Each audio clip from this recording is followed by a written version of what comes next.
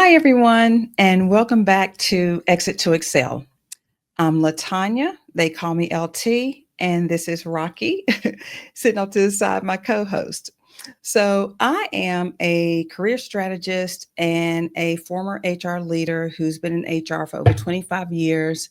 And I'm also someone who has conducted hundreds of interviews from both sides of the table. Now, this podcast is where we take career setbacks and career stagnation and turn them into outstanding opportunities with real talk, practical tools, positivity, and the elite athletic mindset you need to change and win the game. Now, last year, I started talking about interviewing. But instead of talking about the tactical preparation, like what questions to expect and that kind of thing, we talked about the mental mindset, right? The managing the anxiety, the imposter syndrome, talking too fast, going blank. Because I really do feel like, one, all of us experience it in some form or fashion. But secondly, it's so important to address those things so that you can get the other parts right. So if you did not tune into that episode, please do. It was last week where we talk about the mental aspect of interviewing. But today we're going to talk about the tactical strategic preparation and the in the moment performance that differentiates those who are winning at the interviewing game and those who continue to interview but inevitably get the thank you for your interest email. Okay. Now, not to knock any other career advice platforms, but here is where most of them get it wrong. They focus on what to say instead of how to think during interviews. They give you scripts instead of systems. They prepare you for perfect scenarios instead of the curveballs that always come in an interview. They give you stories to talk about instead of systems. Well, this is what I've learned after being in HR for so long. The ones that we tend to extend interviews to are the ones who don't just prepare and perform well in interviews, they actually think differently. They approach the interview process like an elite athlete approaches competition. They have systems, not just answers, and they have strategies and not just stories. So that's what we're going to talk about today. And today I'm going to share with you the championship interview protocol. And it's a framework that I've developed that turns any interview into a strategic advantage. It's not just about memorizing answers. This is about developing the tactical intelligence that sets you apart from all the other people who are going to be interviewing for the same job as you. Okay. Now, I'm going to tell you this. I will guarantee you that if you continue to listen, you are going to learn something that you did not know. There is one resource in particular that I guarantee you didn't know about. So stay tuned. As a matter of fact, share this with other people who are interviewing because I'm telling you, I'm going to put you on game. And while you're at it, if you're not subscribing to this channel, please subscribe, hit that subscribe button, hit the like button, hit the share. And if you're not following me on social media, then follow me on Facebook, TikTok, and Instagram. That is where I'm also providing a lot of tips, answering questions, and engaging with you. So please do that if you're not already.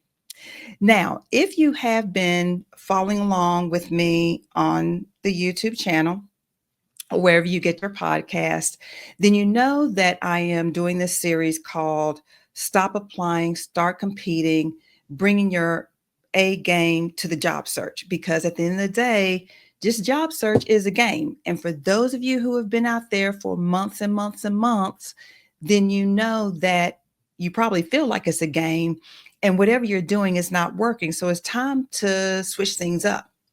Now, I've started with a solid foundation. We started with the personal brand.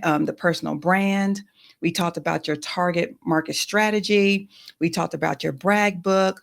We've talked about your networking, your LinkedIn profile, and this is a two-parter on the interview process. So if you listened last week, you have now mastered the mental game of interviewing. So now we're going to talk about the tactical execution that is going to transform your interviews into job offers. So again, if you're not already, please hit that subscribe button and share this with somebody who can use it. Now, before we get started with today's episode, I want to go and acknowledge some people who listened to last week's episode and commented how much it was helping them, how they felt like that they were alone, that they were the only ones in the interview who would freeze up and not even remember their name if you asked them, and who felt like the information was very helpful in allowing them to kind of calm down and think clearly in interviews. So I'm so glad to hear that. Let me know how you're progressing. Let me know how it's making a difference. Let me know if you have any feedback. But congratulations to you, because that's definitely a step in the right direction. Now, let's go into some AskLT questions. So if this is your first time, you know that you can ask me any questions on my social media, TikTok, Instagram, Facebook, Exit to Excel, with the hashtag AskLT, and I will answer your questions. If you want to just send me a private message through DM, you're also welcome to do that. But I've called out some questions that are very relative to what we're talking about today. So Marcus asks, LT, I keep getting to final rounds, but losing out at the end. I'm clearly doing something right to get there, but what am I missing in the execution? So, Marcus, this is exactly why we need tactical systems. So, getting to the final round now, that is good because some people aren't even getting interviews or even getting to the final round. So, kudos to you on that. Now, what we're going to do is up your interview game so that you can finally get that exit offer. Okay. I'm sorry, not the exit offer. You can finally get the offer for employment. So, thank you for your question. Jennifer asked, I had a panel interview last week with 6 people asking rapid fire questions. I felt like I was playing defense the whole time instead of showcasing my value. How do I take control of challenging formats? So, Jennifer, panel interviews are actually an opportunity to show how you perform under pressure. So, we are going to talk about specific strategies that you can use for challenging scenarios like that to be able to use it to your advantage. So, thank you for your questions. But I do know those panel interviews can be intimidating. So, another question Ahmed asked, the hiring manager asked me a question I've never heard before. What would you do in your first 90 days if we gave you a budget of 0? I completely fumbled it. How do you prepare for questions you can't predict? So, Ahmed, unpredictable questions test your thinking process, how you're able to, think on your feet and not just your preparation. So that's why it's important to have a framework so that you can prepare for these questions that they throw at you. And we're going to talk about that today. So thank you for your question. So everyone, keep your questions coming. Again, you can ask them on my social media. Follow me there if you're not already. Exit to Excel, Facebook, Instagram, TikTok. Subscribe on this channel. Share it with people who can use it and like it, and comment below. And as I said, I'm going to turn you on to game. If I don't deliver, then let me know that as well in the comments. So let's get started. Okay, so what is the one thing that champions have in common? They have systems that work under pressure. And it's this championship performance that differentiates them from amateurs and those sitting on the bench. So when you think about Lionel Messi, the soccer player, he doesn't just wing it. He plays, he has progressions and protocols that work regardless of what the defense throws at him. And that is exactly what you need for interviews. So today I am going to introduce to you the Championship Interview Protocol, the CIP.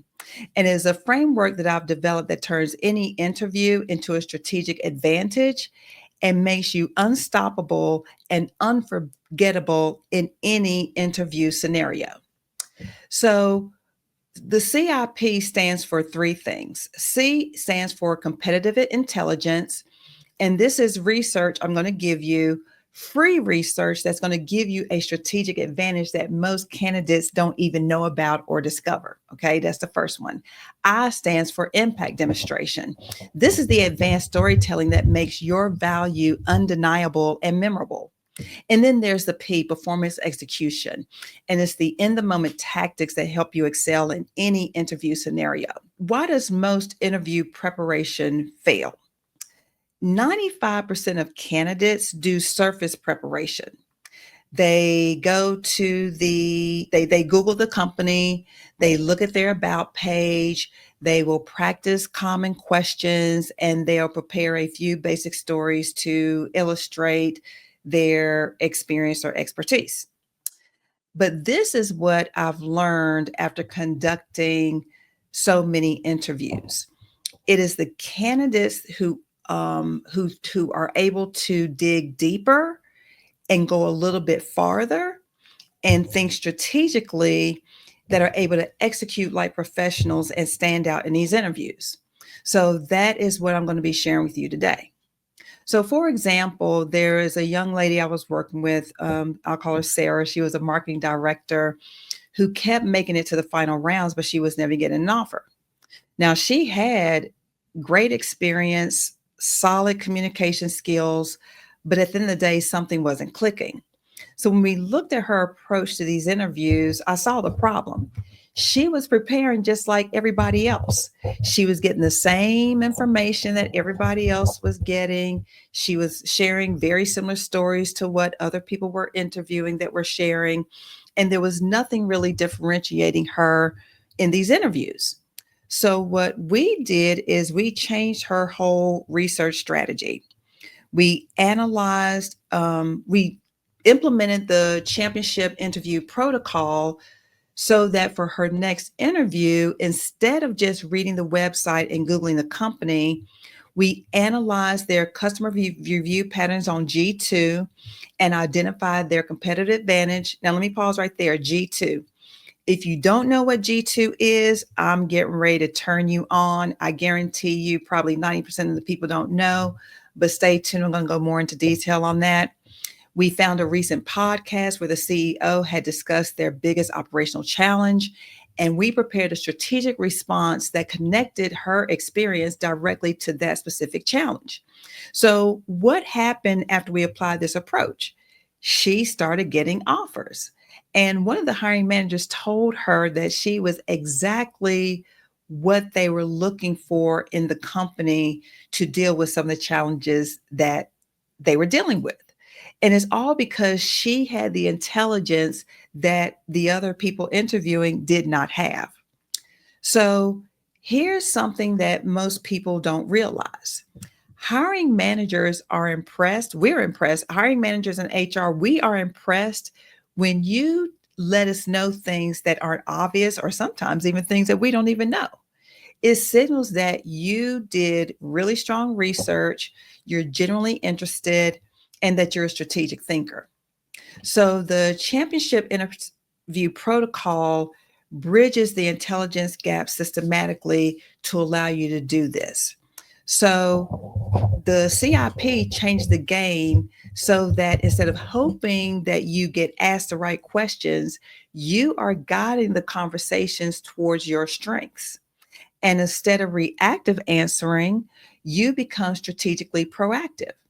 So instead of competing and sounding like everybody else interviewing, you are coming in elevating the entire conversation. And I've been on interview panels or on interview committees where we get together and be like, oh my goodness, this person right here knocked it out of the park. You want to be that person. So let's start with the C in the CIP, and that is competitive intelligence. And this is the research that's going to win. So this isn't about researching anything and everything about the company. This is about focusing on the 20% of information that is going to give you the 80% strategic advantage. Now, how many of you, look, in full disclosure, you all have seen me pull this out before. There was a company that I was interviewing with. I really, really wanted the job. And literally, I have printed out, oh my goodness, the information on the culture, the HR organization, um, their values. I mean, there's like 30 pages here on just one company. And I was feverishly trying to remember as much as I could for this interview, right? And what does that do? It really just stresses you out and it gives you information overload. So we really need to be able to hone in on that 20% of information that is going to give you that strategic advantage. Now, we're going to do this by exploring 5 layers, and I call it the 5-layer research stack. The first layer is the company intelligence beyond the website. Now, while other candidates are reading the About page, you're actually going to analyze their recent earnings calls. And even if it's a private company, you can often find where these executives are speaking at conferences and getting some, intel there. You are going to analyze the leadership team's LinkedIn activity and recent posts. There are very few companies today whose executives are not active on LinkedIn, and that can give you some very good information. We're going to look at the company's competitors and how they position themselves differently. We're going to look at recent awards, partnerships, and major announcements.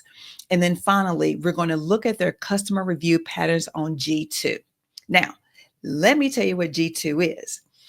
G2 is, I like to call it the secret weapon because a lot of people don't know about it. G2 is like the Yelp for business software. And it is where customers of companies can leave detailed reviews about B2B products, business to business products and services. Okay. So, for example, let's say if it's a pharmaceutical company, they are selling pharmaceutical drugs to pharmacies. Let's say it is a software company selling their software solutions to a company. Those are B2B, right? Selling a service or a product. Now, when you go to G2, and you can find it at www.g2.com. This is pure gold for interview preparation, let me tell you. So let me give you a real example of how this is useful. So let's say, for example, you are preparing for an interview with Zoom, the Zoom video conferencing software, right? The G2 research findings are going to show that, hey, Zoom dominated during COVID and they had very high reliability ratings. 2, their users praised their video quality and ease of use. 3, they had security improvements noted after early pandemic concerns, and they were a strong contender with Microsoft Teams, Google Meet, and WebEx, some of the other major players in the game. Now, how you can use this interview is, hey, I noticed that G2 reviews highlights Zoom's reliability and ease of use as key differentiators, especially during the pandemic transition. I noticed some enterprise customers mention integration with existing workflows as important. Well, my experience with system integration could be valuable as you continue expanding in enterprise accounts. Now, this shows you that you're not just reading the stuff that's on their About page or even current news affairs. It is showing that you have an understanding of their customers' reality. And from that, you can identify opportunities, the pain points that you can help solve. It shows market awareness, how they position themselves against competitors. It demonstrates customer empathy, that you understand the user experience, and it's also a fantastic conversation starter when you're starting in the interview. Now, pro tip, make sure you always mention G2 by name in your interviews, because that is going to show very sophisticated research methodology that most candidates are not going to use. And it is this level of customer intelligence and research that is going to, set you apart from those that just know what the company is saying about itself. Okay. So, how do you use this G2 for interview intelligence? You can search the company by name or their main product. I actually searched for my old company and found a lot of information out there, acquisitions and all kinds of stuff. But you can read recent reviews in the last 6 months for current customer sentiment.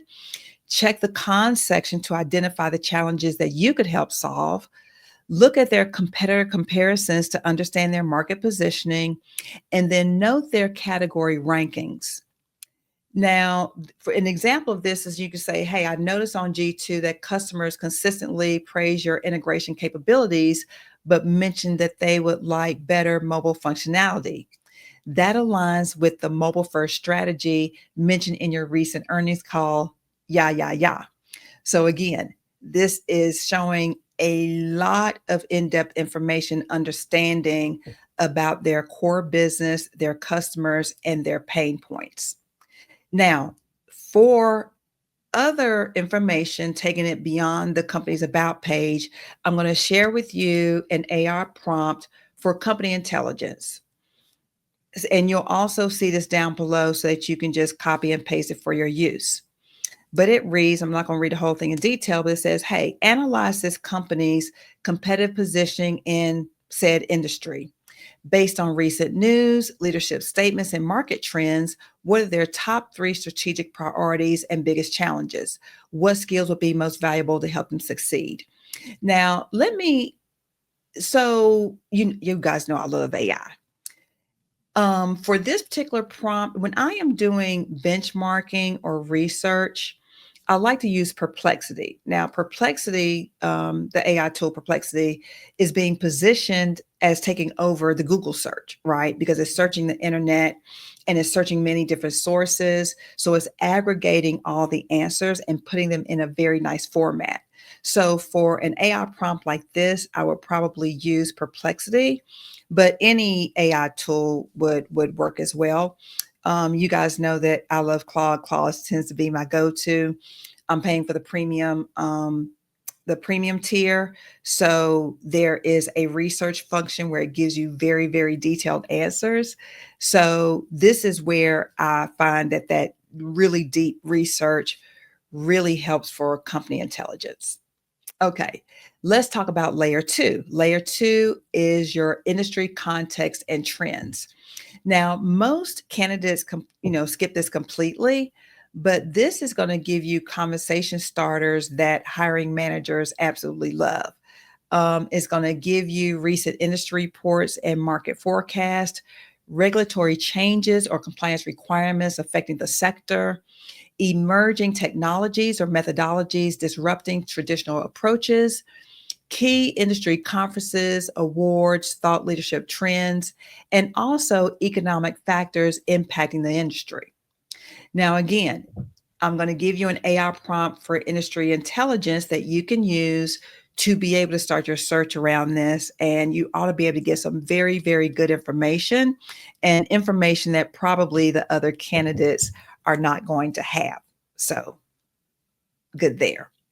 Layer 3, remember we're talking about a 5-layer research strategy. So layer 3 are the team dynamics and culture signals. Now, this layer reveals how you would fit in their day to day. And a lot of people, again, don't think about that. Again, remember, this is also good for your evaluation in terms of them being a fit for you. So from this research, we're going to look at the team member backgrounds, their educational patterns, previous companies, career progression speed, look at their leadership tenure. Are the leaders new or established? That can tell you a lot about whether they're pretty stable or if there's a lot of turnover and change taking place. Look at the employee social media activity. What do they celebrate? Are there company events they talk about? Glassdoor and review patterns. When you're looking at things like Glassdoor, don't just look at the ratings, but I like to look at the comments to see what people are commenting on and if there are common themes that emerge. What is their recent hiring velocity? Like, are they in a growth stage or are they more stable? What is their strategic focus? And if there is there a slowdown in hiring? If there is, maybe you can probe there a little bit more during your interview. And then when you look at their team photos and culture content, what does it look like? Does it look, serious and formal and buttoned up? Or is it more relaxed and jovial and laid back? That tells you a lot about their culture that you can also speak to in your interview. Now, again, here's another AI prompt that you can use to evaluate the team analysis.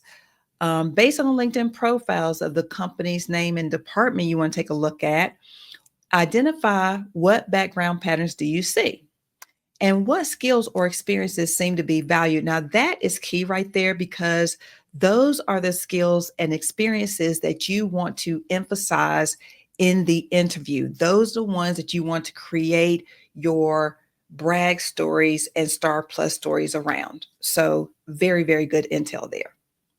Okay, moving on to layer four. Layer four is the competition intelligence. And this separates the strategic thinkers from the task doers. Because with this intel, you're going to be able to understand the competitive dynamics, and that's going to show really sharp executive level thinking. So, with this, we're going to be looking at their direct competitors. Who do they compete with for customers and how do they differentiate themselves? What are their competitive advantages? What do they do better than their competitors? What is their market positioning? Are they the premium option, the cost leader, the innovation leader? What are some of their recent competitive moves, like new products, maybe acquisitions, pricing changes, leadership changes, competitive threats? Who is gaining market share and why? And then finally, industry rankings. Where do they stand in market share and customer satisfaction and innovation ratings? So again, not only is this good intel for you to have in your interview, but it's also good for you to evaluate whether this is somewhere where you would want to be employed and spend your career. And here's an AI prompt that you can use to be able to get that competitive intelligence. Analyze the company's name, competitive landscape and said industry. Who are their main competitors, key differentiators based on recent market moves? What strategic challenges or opportunities might they be facing? And it goes on from there. So again, very solid prompt to be able to give you some very solid, little known competitive intelligence intel that most people are not going to have. Now, let's talk about the fifth layer in this 5-layer research approach, and that is problem solution mapping. Now, this is where you connect the dots. This is where you connect everything you've learned and the problems you've identified to your skills and background and how you would solve them. So, for example, let's say that there's a person interviewing for a COO role at a logistics company, and they go through this 5-layer approach. And in the interview, when asked about operational priorities, the candidate can respond, hey, based on the competitive landscape, it seems like technology integration is becoming critical for customer retention and logistics. I noticed your competitor just launched their platform. In my previous role, I led a similar technology implementation that increased efficiency 35% and customer satisfaction scores by 28%. See how spot on that response is and how it tied directly to the intelligence that they were able to obtain.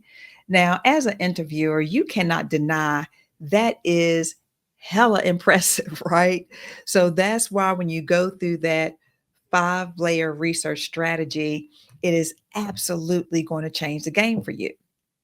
Now, when we talk about the return on investment for your research, know that just 90 minutes of strategic research will differentiate you more than 10 hours of practicing your stories. 90 minutes, that's it. And why? Because you are able to put your stories into context and not just speaking off the cuff, not knowing how they relate to the company's problems. Okay. So again, how do you want to spend those 90 minutes? You want to spend 30 minutes researching the company and the leadership. You want to spend another 30 minutes on the industry and competitive analysis, and then another 30 minutes on problem identification and solution mapping. Just 90 minutes, 90 minutes that will differentiate you from 10 hours of memorizing your stories. Remember that. Okay, let's talk about the I in CIP. That is impact demonstration. And here is where your star plus stories are going to come into play. So, for those of you that don't know STAR, I don't know that there are many people who don't know about STAR who's been interviewing, but I'm gonna give a quick refresher anyway. The STAR method is a structured approach for answering behavioral interview questions. And the STAR stands for situation, task, action, and result. Now, if you've been following me, hopefully you have been working on your brag book or your achievement inventory that is going to be the raw material for your star stories. Now, because we do everything extra here, we are competing and not just applying. We take it up a notch. And instead of just star stories, we have star plus stories. And this is where you add the strategic connection to your stories. So, in addition to the situation, task, action, and result, we are adding the strategic relevance, how this experience directly applies to their current challenges.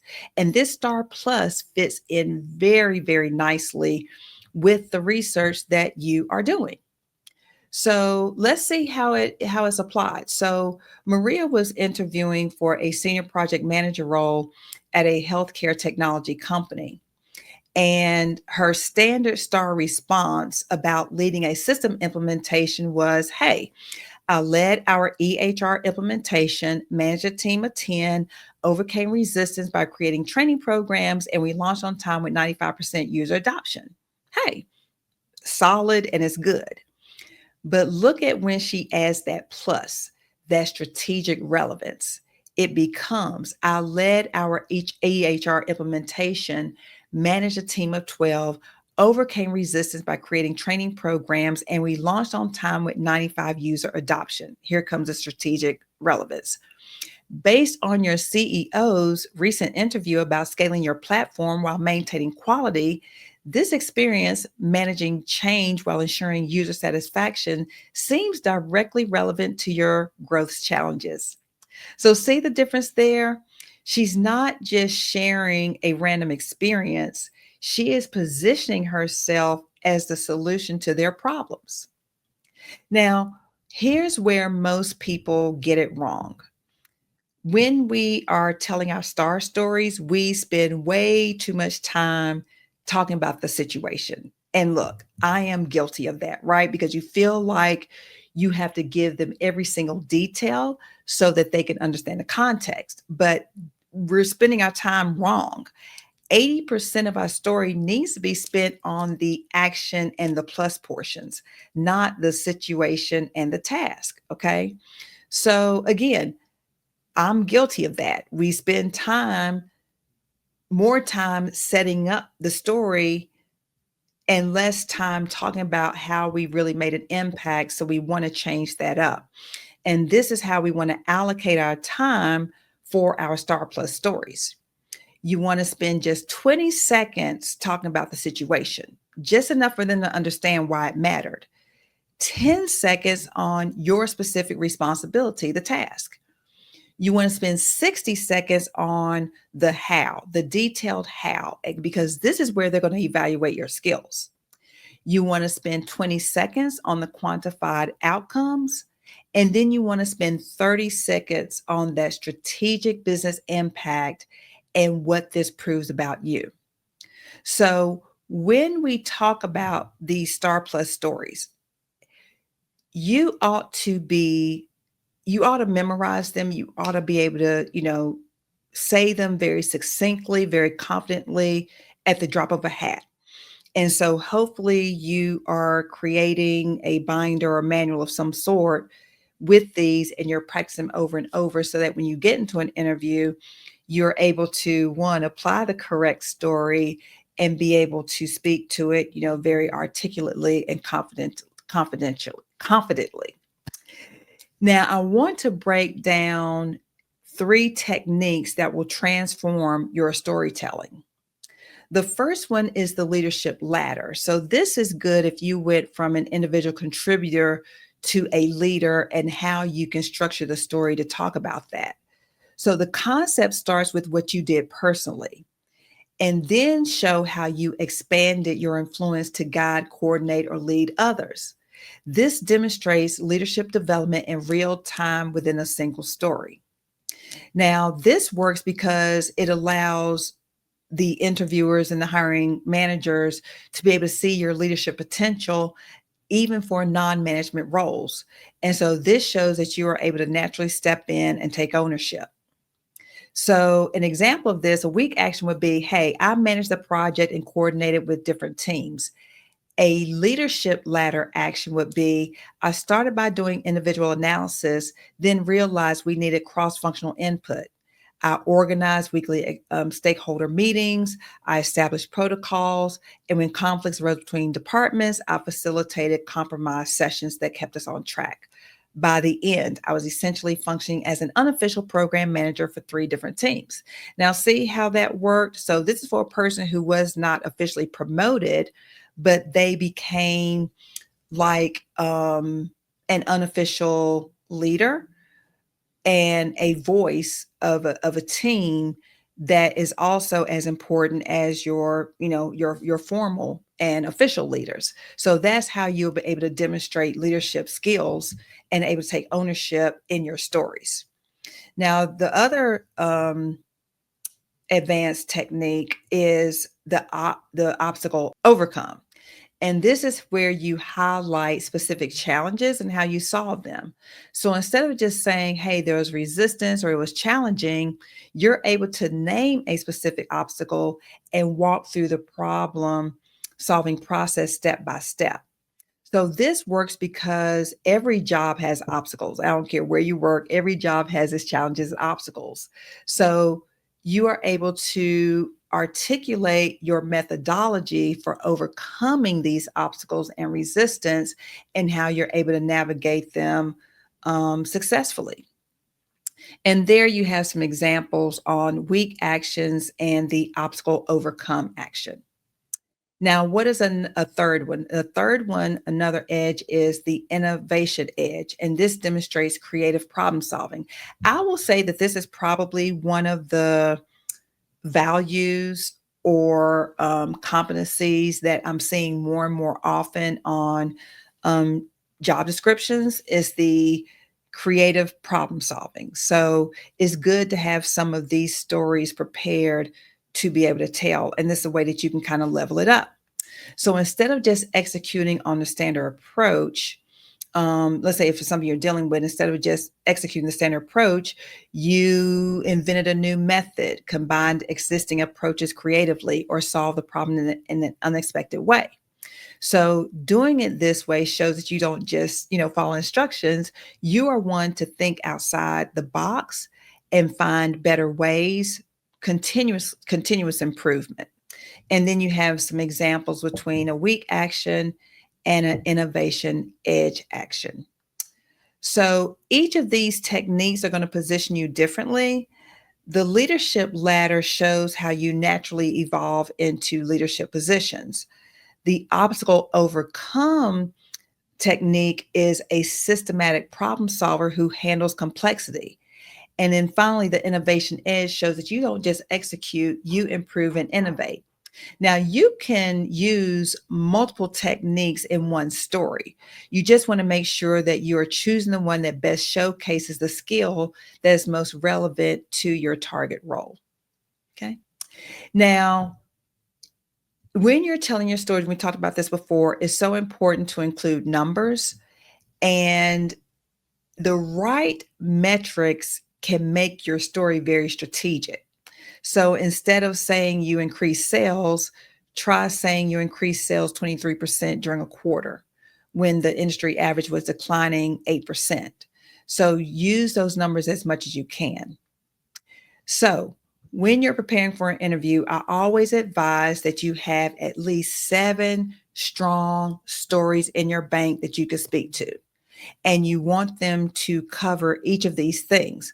One, leadership under pressure. Two, problem solving and innovation. Three, collaboration and team building. Four, managing change and adaptation. Five, results delivery exceeded expectations. Six, learning from failure and resilience. And seven, strategic thinking and business impact. Again, when you look at job descriptions, and especially the higher up you go, more than likely you're going to see one or more of these things that are required in the job description.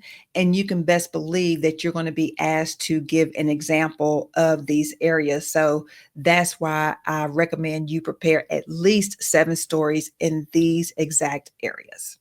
Now, let's talk about the P in CIP, and that stands for performance execution. And this is where you have to perform when the pressure's on. And there are typically 4 high pressure scenarios that tends to unnerve candidates. One is the panel interview. 2 are the behavioral deep dives. 3 are the case studies and problem solving. And then 4 are the cultural fit assessments. So let's take each one by one. So your panel interviews, I've seen panels from as few as 2 to up to 6 or 7. And I think the more people you have, the more unnerving it tends to be. So just some general tips for panel interviews. Make sure that you make eye contact with the questioner, but you are talking to the entire group with your response. You want to connect answers to previous questions to show how you are synthesizing the conversation. 3, you want to use people's names when referencing their questions. That's a powerful one. And then 4, you want to address conflicts between different priorities directly.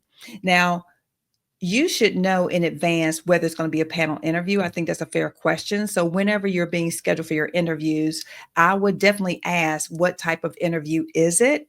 Is it just with one person or is it a panel? If it is a panel, see if you can get the names and the positions of the people you're meeting with, research them on LinkedIn, go through some of the techniques we talked about earlier. Then that way you can hopefully identify the things that are important to them and be able to speak to each of them in some, shape, form, or fashion during the interview. Now, behavioral deep dives. Now, I hear this problem a lot, is that people are not specific enough. You are not specific enough, people. You're not being specific enough with your answers. So that in and of itself can differentiate you from other people. So when they ask you follow-up questions to drill down in your stories, a response can be, hey, that's a great follow-up question. Let me give you the specific details, and then provide them with 2 to 3 concrete examples within your story. So again, if you have your star plus stories prepared, they probably won't need to drill deeper. But in the event they do, sometimes it's good to have additional examples within each of those star stories in case they do want more specifics. Now, number 3, case studies and problem solving. So sometimes when you're interviewing, they will give you a scenario that they want you to walk them through how you would approach it. Okay. I've seen even where it's kind of like a written test. Now they're using a lot of AI to do this. So when you're given these case studies or problems to solve, a couple things you'll want to take a look at, particularly for case study tactics, in order to be able to turn into a strategic conversation. One, you want to clarify the problem before you solve it. Make sure you understand exactly what they're asking for. Structure your thinking out loud. They want to be able to hear your thought process. So here is a good time to be able to, talk to yourself or talk out loud so they can follow your process.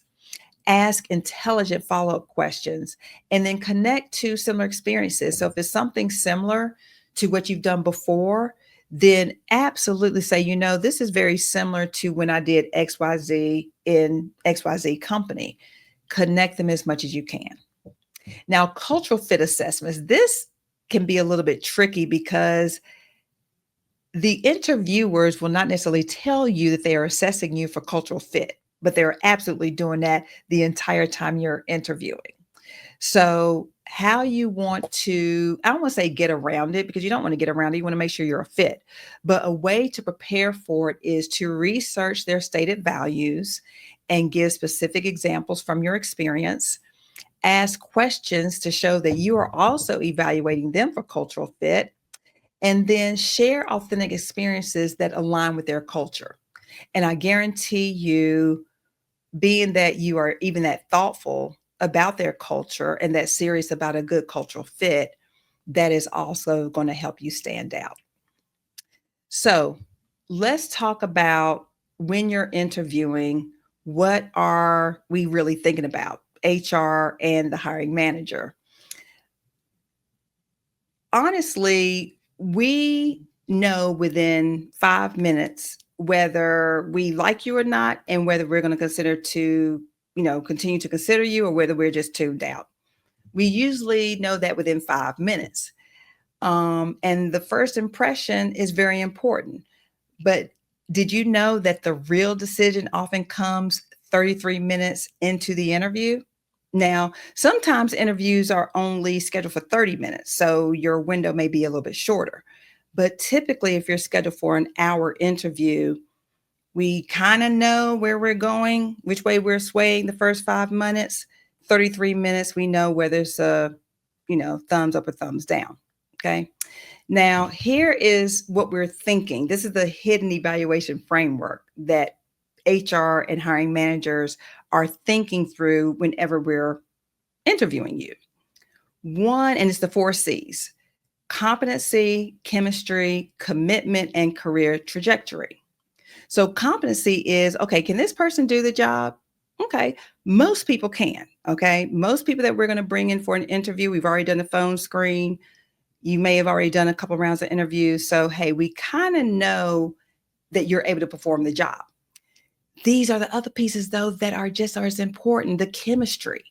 We are assessing whether you will fit with the team. Three, we are assessing your commitment. Do you really want this role?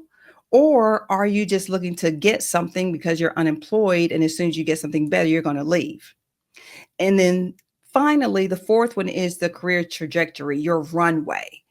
Can we see you succeeding in the long term?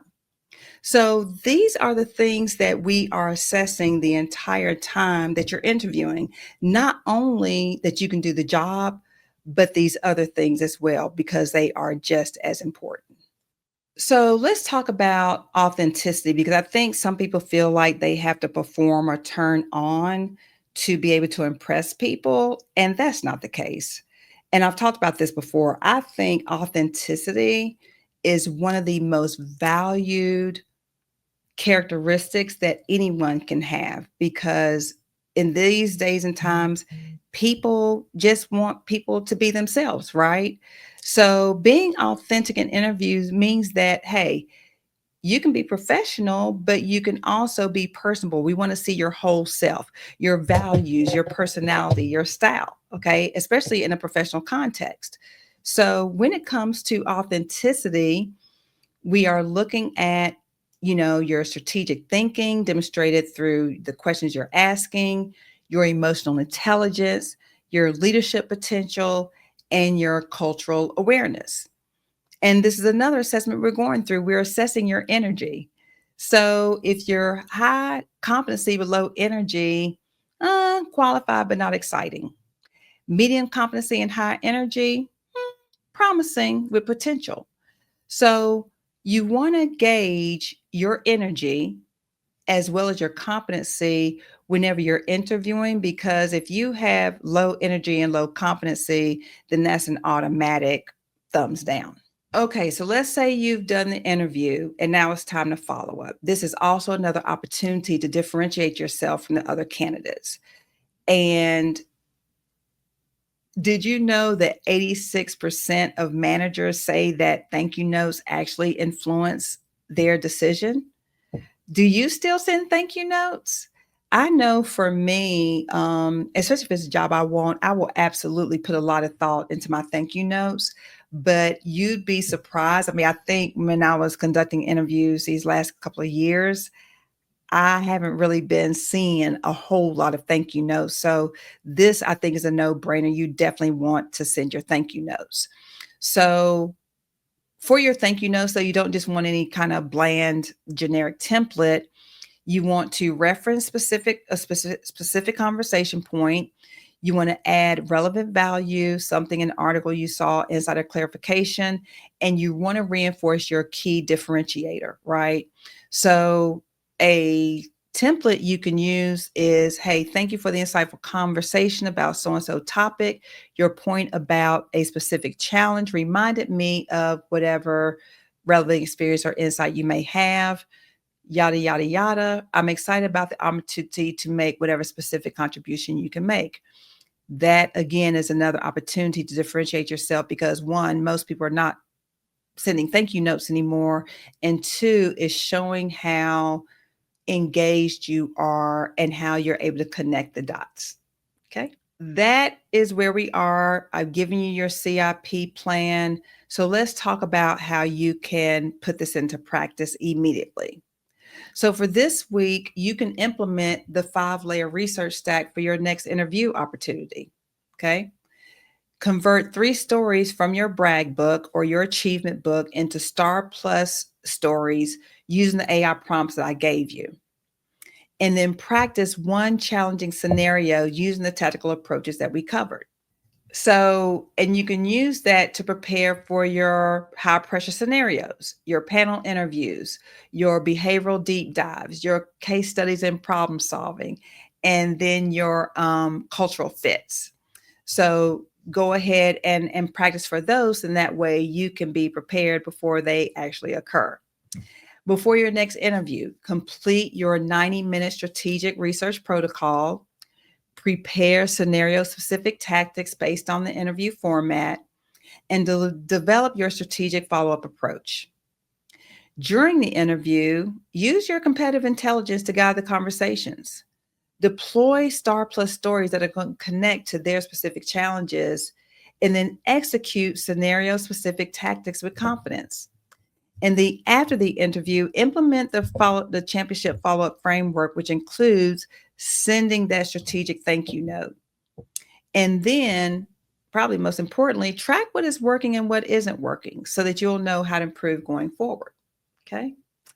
So remember, next week, we're going to get into the offer evaluation and multiple offer strategy. We're going to talk about how to evaluate offers beyond the salary, how to handle multiple opportunities so that you can keep people warm, so to speak, when and how to negotiate, and some other things. You don't want to miss that. Because remember, getting the offer is just the beginning of the strategic game. And how you handle that whole offer process will determine whether you are winning or whether you just participate. So I'm looking forward to seeing you for the next one.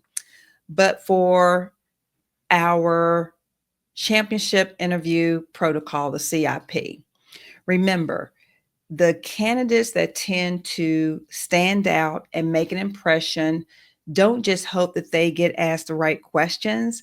They are guiding these conversations strategically to be able to showcase their best work, their strongest achievements, and they are demonstrating how they are solving the company's problems. That is your competitive edge, and that is how you stop applying and start competing. So, with that, I wish you the best. Again, subscribe, hit that subscribe button, hit that like button, share this with somebody who can use it. There's a lot of people out here looking for jobs. Follow me on social media on my Facebook, TikTok, and Instagram. Ask me your questions with the hashtag LT. And until then, stay safe. And remember, Championships are won with systems and not with luck. Take care.